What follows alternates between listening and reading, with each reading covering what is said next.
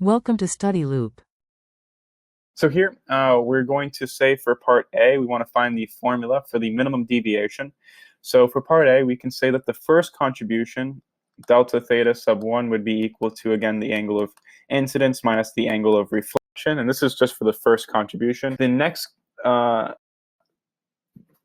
contributions to the overall deviation are the reflections. So here, we're going to note the angle between the ray right before the reflection and the axis normal to the back surface of the sphere.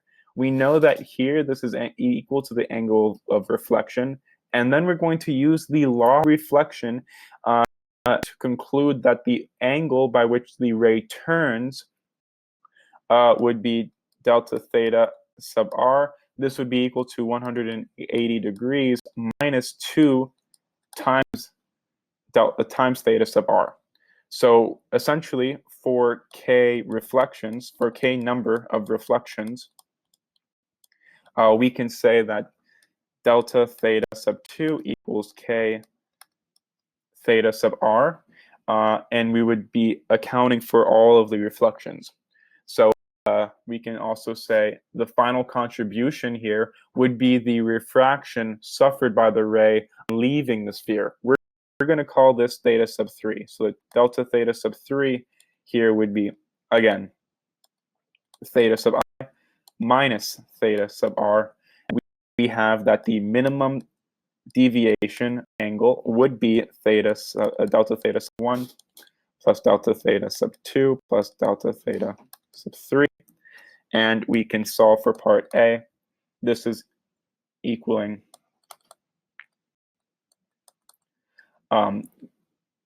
2 times delta theta sub I minus theta sub r plus k times 180 degrees minus 2 delta sub r.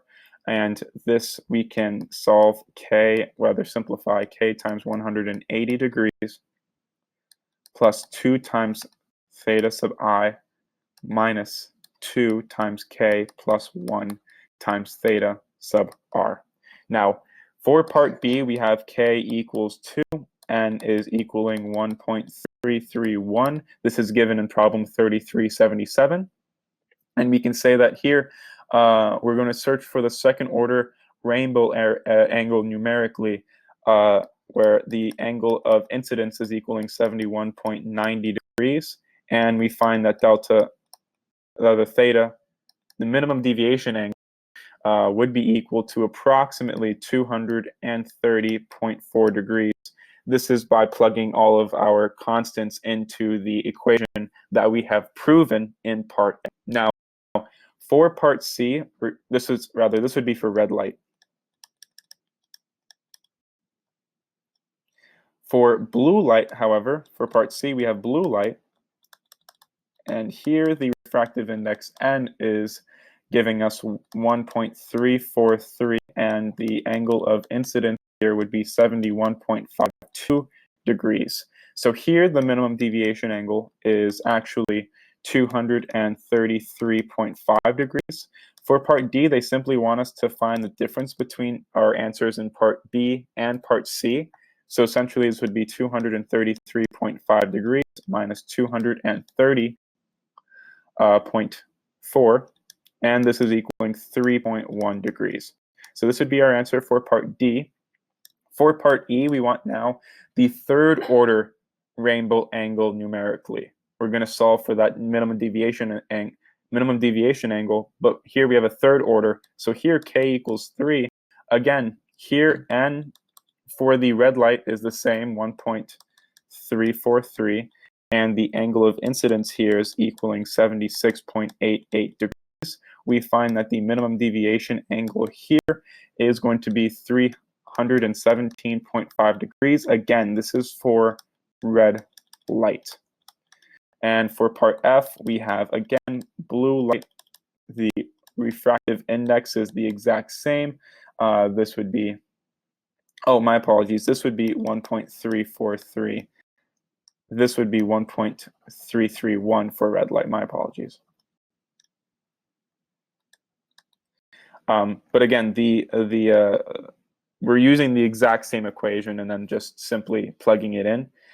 Here, the angle of incidence here would be 76.62 degrees, and the minimum deviation angle here would be equal to approximately 321.9 degrees. This would be, again, for blue light with K equaling 3, so a third order rainbow angle. And for part G, finally, we're simply finding the difference between our answers in part E and part F. So it would be 321.9